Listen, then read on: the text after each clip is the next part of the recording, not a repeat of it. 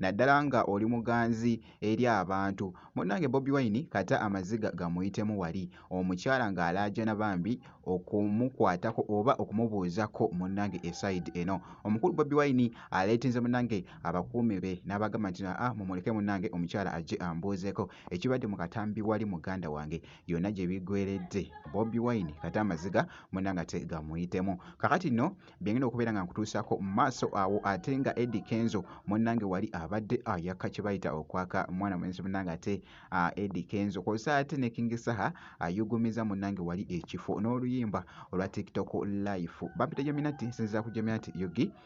Kansooke nkutegeezeko ko wali nti no kasita obeera nga tonnaba kusubscribinga osubscribinge kw'ossa ate n'okulayikinga vidiyo. Katugende mu maaso wali n'akatambi kano akabadde kafuuse ensonga ku mukutu ogwa TikTok kw'ossa n'emikutu emirala ak'omukulu munnange Bobi Wine ng'ali mu kutuuka wali ekibuli. Kakati nno omukyala oyo nga bw'omulaba abadde bambi ng'ali mu kulaajana ayagala kubuuza munnange ate ku mukulu Bobi Wine muleke munnange mbuuze ku mwana wange. Omukulu Bobi Wine oba oli awo abadde nga tamulabangako kw'ossa ate n'okumusisinkanako munnange naye ekibadde mu katambi. Abakuumi b'omukulu wali Bobi Wine babadde bagezaako bambi actually omugaana nga w'omanyi munnange anti kakati yonna gye bigwedde muganda wange omukulu Bobi Wine amaze n'amubuuzaako bambi nga bw'ogezaako okulaba akatambi ako.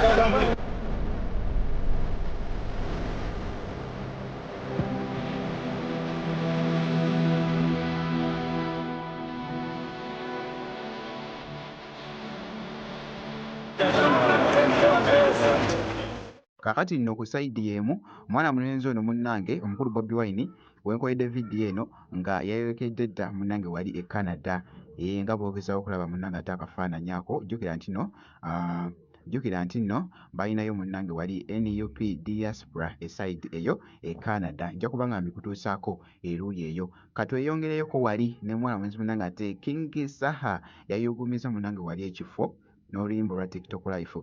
Oluyimba luno lukyayongedde okukwata abantu omubabiro. Ekyabadde wali mu katambi byonna gye byaggweredde. Sigenda kubeera nga njogera bingi. Actually kansooke nkakuzanyiremuko olabe embeera nga bwe yabadde.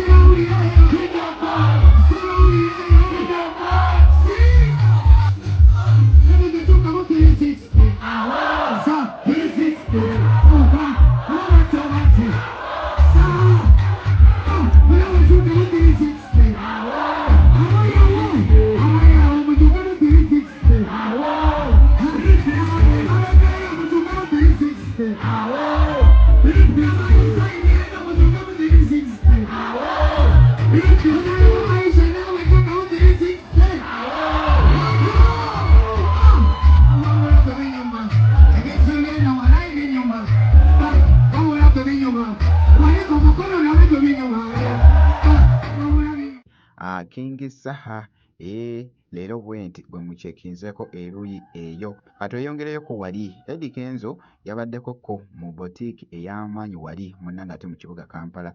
Yabaddewoko actually n'ebintu byabadde munnange wali ebya fashion nga bw'ogezaako okulaba empeta wali ng'agyetegereza nga bw'ogezaako okulaba munnange yabadde nga ayakka kye bayita okwaka wali munnange nga bw'ogezaako okulaba mu katambi awo.